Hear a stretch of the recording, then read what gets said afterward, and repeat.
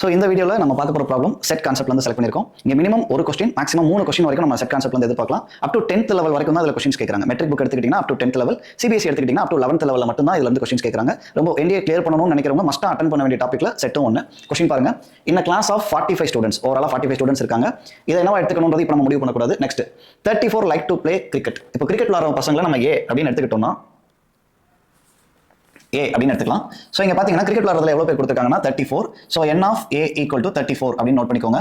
Next 26 like to play football. Football ஆடுற பசங்களை நம்ம B அப்படிங்கிற ஒரு செட்டாக எடுத்துக்கலாம். ஸோ n ஆஃப் B என்ன கொடுத்துருக்காங்க அப்படின்னா 26. Next each student likes to play at least one of the 2 games. ஆக்சுவலாக இந்த லைன் தான் ரொம்ப இம்பார்ட்டன்ட். அந்த கிளாஸ்ல இருக்கிற எல்லா ஸ்டூடெண்ட்டும் அட்லீஸ்ட் 1 கேமாவது விளாடுறாங்க அப்படின்னா, இந்த 2 கேம் விளாடாத வேற ஆட்கள் இல்லை அப்படின்னா, அப்போ இந்த 45 நம்ம என்ன எடுத்துக்கலாம்னா n ஆஃப் A யூனியன் Bன்னு எடுத்துக்கலாம். ஆக்சுவலாக இந்த லைன் கொடுக்கல அப்படின்னா 45ங்கிறது யூனிவர்சல் செட்டாக கன்சிடர் ஆகிடும். புரியுதா? ஸோ இந்த லைனை வச்சு தான் நம்ம n ஆஃப் A யூனியன் Bன்னு எடுக்கிறோம். So we know the formula n of A intersection B equal to n of A plus n of B minus n of A union B. So ஆக்சுவலாக n of A எவ்வளோ?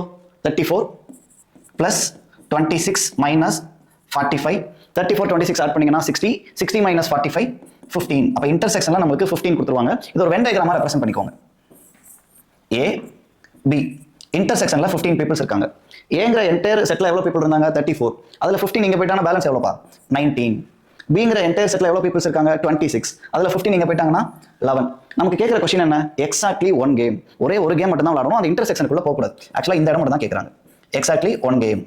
இந்த intersection நம்மளுக்கு தேவையில்லை. அப்போ இங்கே 19, அங்கே 11. 19 + 11 30 பீப்புள்ஸ். ஸோ சிம்பிளாக ஒரே ஒரு ஃபார்முலா யூஸ் பண்ணி இந்த மாதிரி ப்ராப்ளத்தை நம்ம சால்வ் பண்ணிடலாம். ஸோ இதே மாதிரி நிறைய ப்ராப்ளம்ஸ் ஈஸியான டாப்பிக்ல இருந்து நீங்கள் கற்றுக்கணும்னா அக்னி டிஃபென்ஸ் அகாடமி மாதிரி யூடியூப் சேனல் சப்ஸ்கிரைப் பண்ணிக்கோங்க. தொடர்ச்சியாக வீடியோ பாருங்க.